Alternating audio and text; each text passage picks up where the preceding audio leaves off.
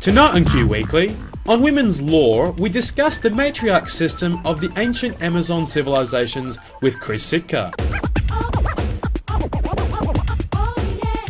We then venture into gay Adandon and discuss issues confronting Ballarat's one and only gay community radio service. Up now is Q News.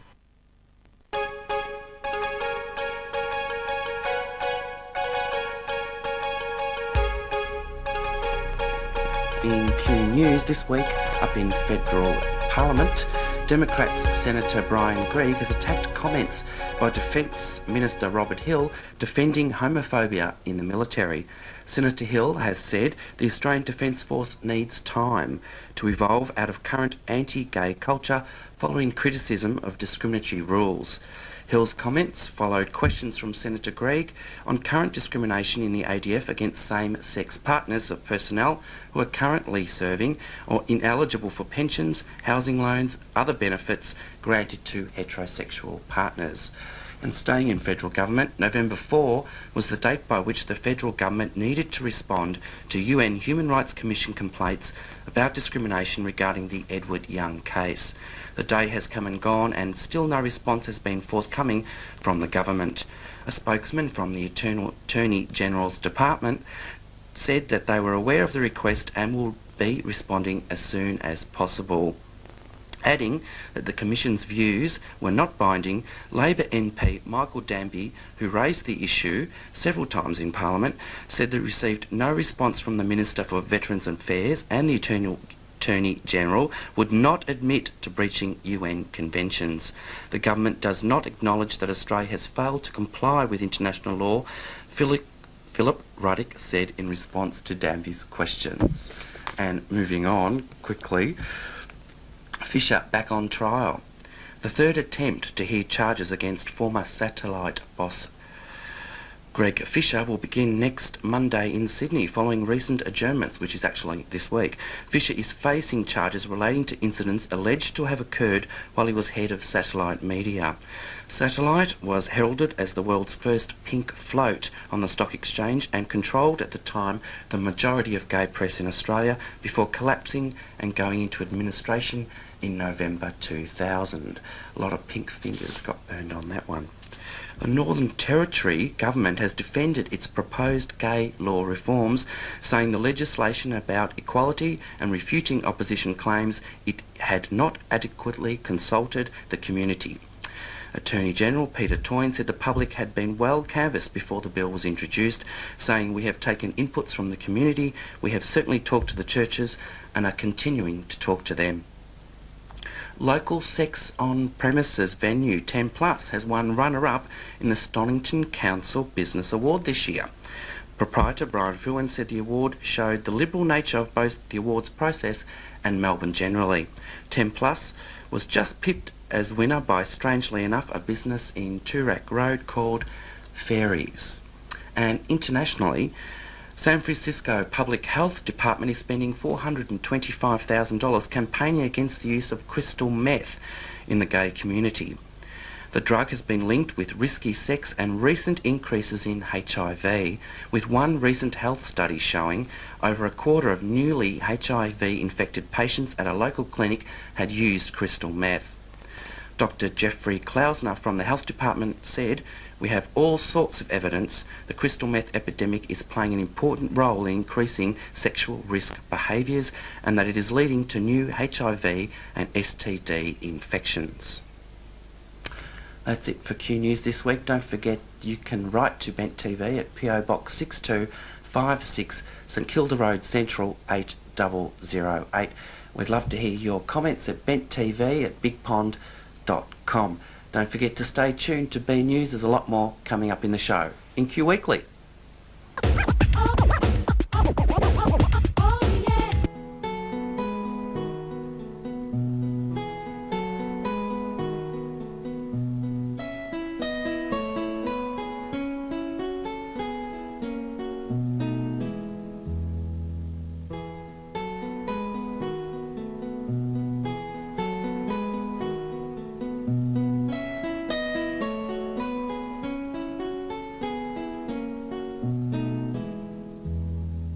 Hello, this is Q Weekly, Bent TV.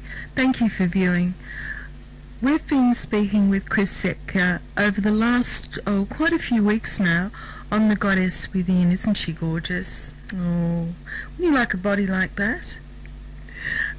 But also, apart from the body, it's the spirit and the heart and mind of the goddess that is within all women, but especially now we're speaking about the Amazon woman. I'm looking at this figurine of the goddess, and she's so different to this one. Would you like to talk about where this goddess, she hasn't got any arms, poor woman, comes from? Yeah.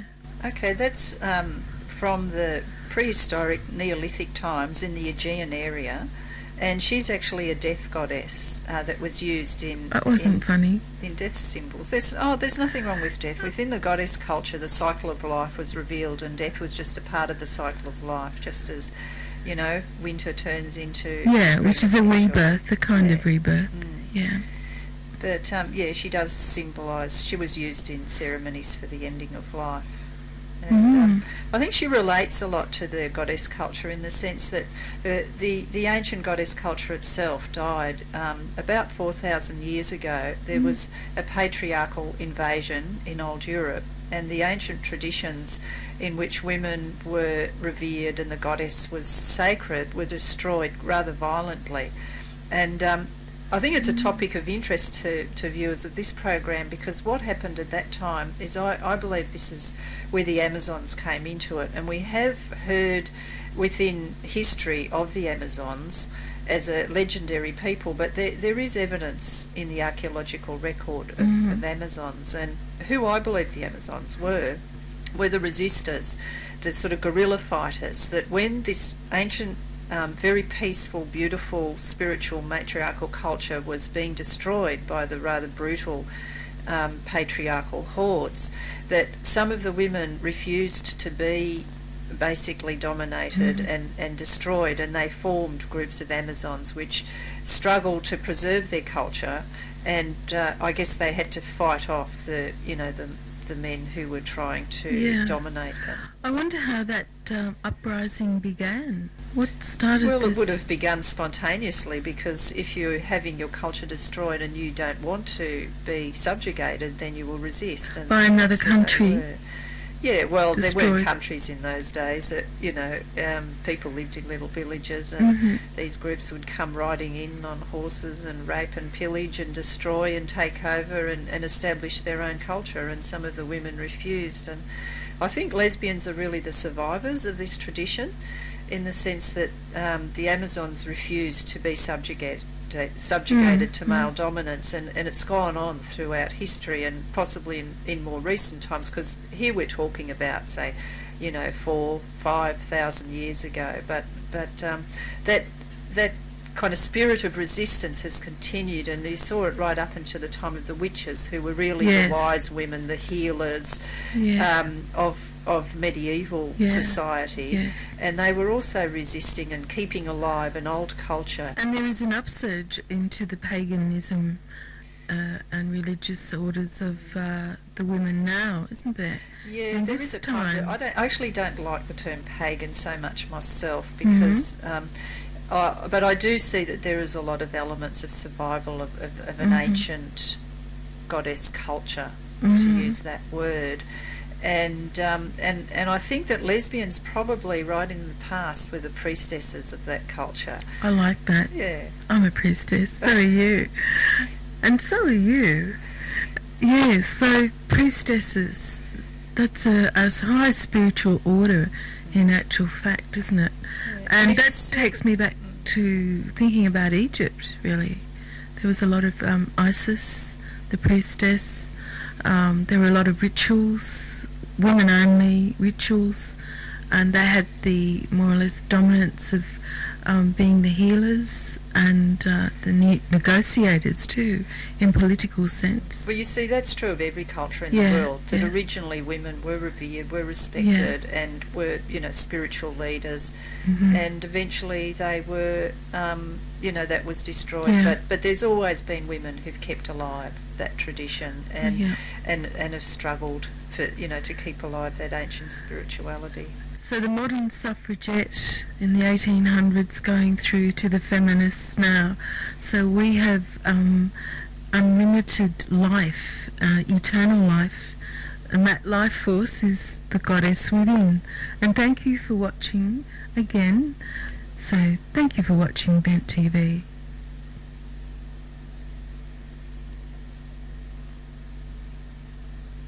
For more information on Chris Sitka's writings and research, please email her on csitka@geac.com.au.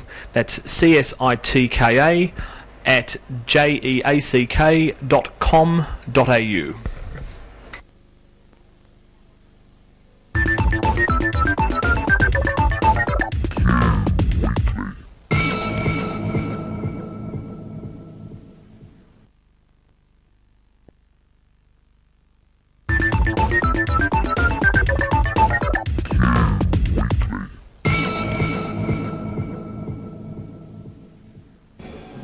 Well, here we are again, 99.9 Voice FM, and this is Gay Adandon on a Monday night at 9 o'clock. Indeed. 9 through to 11. Good evening, James. Good evening, Roz. How are you? I'm good. This is Roz, this is James. We're in the studio at Voice FM for 2 hours of Gay Abandon. We are sprinkling fairy dust on the airwaves of Ballarat.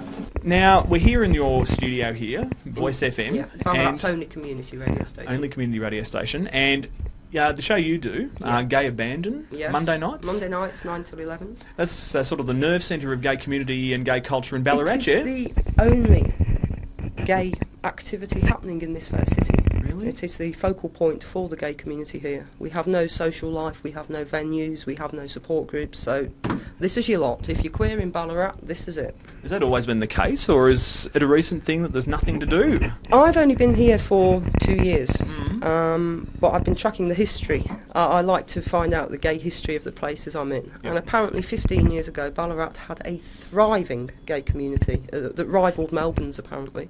Yeah, well, So where it's gone, don't ask me. And it's the third biggest city in Victoria? Third or fourth? Second. Ballarat is the second biggest. Bigger than No? Geelong? No, not big. Well, still, it's a fair size. I'd check that.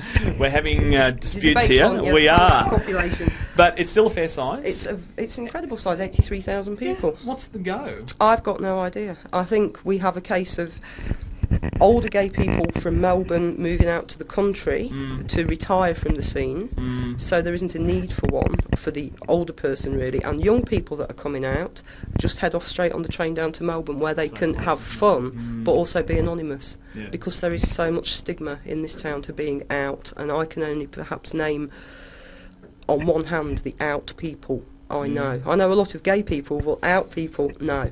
So do you get a lot of feedback from the show here? And We local... do and we don't. We beg people to phone in, because some nights we sit here and feel like we're just sitting in a living room talking to each other, and we don't get any feedback at all. But then we'll go out somewhere, or someone will just stop you on the street and say, "Brilliant show last night," or "When's the show back on?" Or, so we know people are listening.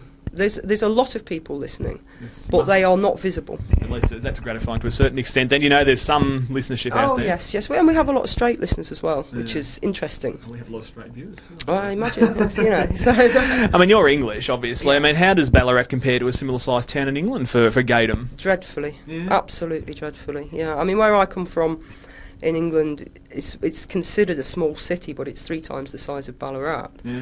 But when I was growing up, I had access to, we had 1 gay nightclub, 3 gay bars, gay support group. There was a scene, and once you got over the, at the age of 17, the cringe of walking into an advertised gay pub, and you think like the whole of the town is watching you walk into that one pub. Once you get over that, it's fine. But here, there is still that stigma. I don't want to be seen going to a bar that's attached to the gay reputation. So I find it a very odd town, and a very Catholic town. Yes. An incredibly Catholic town. We're just commenting on the churches and the abundance of them on the way in. But, which to me means it should have a huge gay community.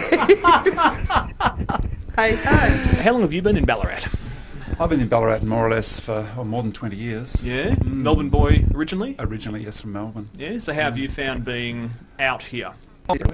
Recently I went out to dinner with a friend and just wondered what was happening in the restaurant, why we were being treated the way we were. And it takes a penny. You're not looking for homophobia, but sort of afterwards I turned to my friend and said, what was going on there? And definitely, the bill was slapped down and we were just virtually ushered out of the restaurant. I was going to ask you, what was happening? Yeah. Was the waiting staff being somewhat cold to you, or? Oh, they were being offensive. Really? Yeah. Out and out. Yeah, out and out offensive. Yeah. So, but Ballarat is. You can be gay in Ballarat, undoubtedly, but I think a lot of gay people in Ballarat, in my view, tend to choose to be gay in Melbourne. And is that why the community is just not sticking around to? I think so, and I think in many ways Ballarat just acts as an outer suburb of Melbourne because you can go down there for the night. It's only a little over an hour down to Melbourne, and why would you hang around? That's the question I ask. Yeah, that's true. We do sort of take for granted just how sheltered we are in Melbourne. I think, and the gay infrastructure's there. We take it for granted. And you used to have some groups here, some social outlets like Be Glad, didn't you? The social group. Yeah, we did, and for a while there, we had social functions going. We had weekly get together, dances and that. But just the support fell away, right. which and speaking to people who've operated gay groups in Ballarat before we did, they really had the same experience. It either fizzled out or ended in a lot of acrimony about the way things were running. Sounds familiar.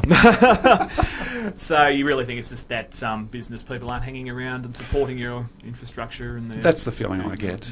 And I mean, if people are suffering discrimination on a day-to-day basis, why would they hang around? That's true. Yeah. So what's the future of Gay Ballarat then? Well, I don't know. We're here sort of trying to show the flag with the radio show, trying to give some support, and there's a lot of mainstream organisations in Ballarat are doing a lot of work. Like there's certainly a lot of gay-friendly work being done by the Department of Education, by the psychiatric services and that, which is it's a pity it has to be psychiatric services because again that adds to stigma. The conception that being gay is somehow being sick. But nonetheless, there's a lot of good work being done. But if on a day-to-day basis you're suffering discrimination, why would you hang around if Melbourne's just down the highway? True. And you can be an out gay person without too much grief there.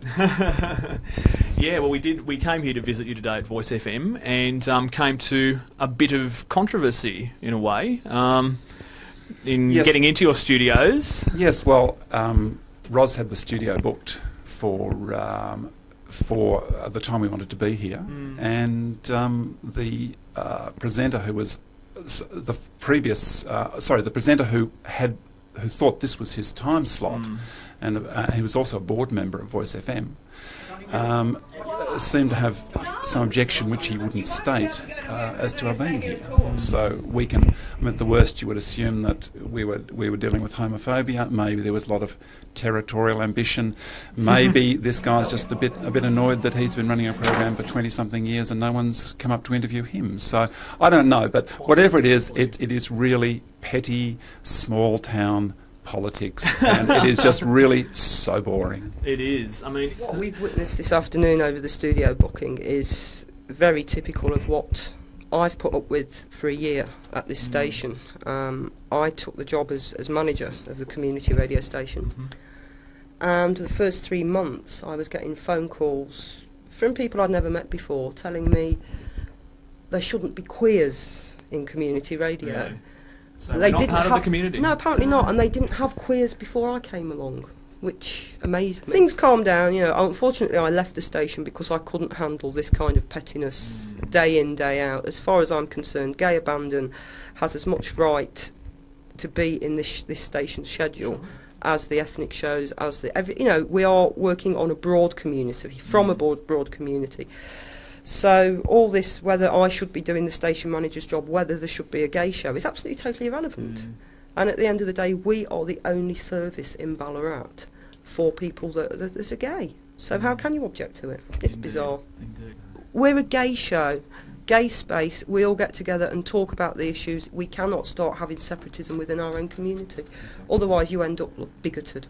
True. Well, look, it's been fantastic visiting with you guys, and I would promote the next Gay Ballarat event, but I can't really because there isn't anything to promote. So tell us about your show. It's on Monday nights. Monday nights, 9 till 11, 99.9 FM. We do actually cover a huge, I think it's a 50k radius of Ballarat, so we're out there for everybody that's stuck right out there and has no access to anything. That's a great resource, though. And anybody who's up in the Ballarat area, listen in if you can. You don't webcast by any chance? Not at the moment. We don't webcast, but we do have World Wide Web, beglad.com. .org. .org, yeah. .org. Beglad.org is the website for the Ballarat Gay Group is still maintained, and there are still things pertinent to the local community advertised there. So yeah.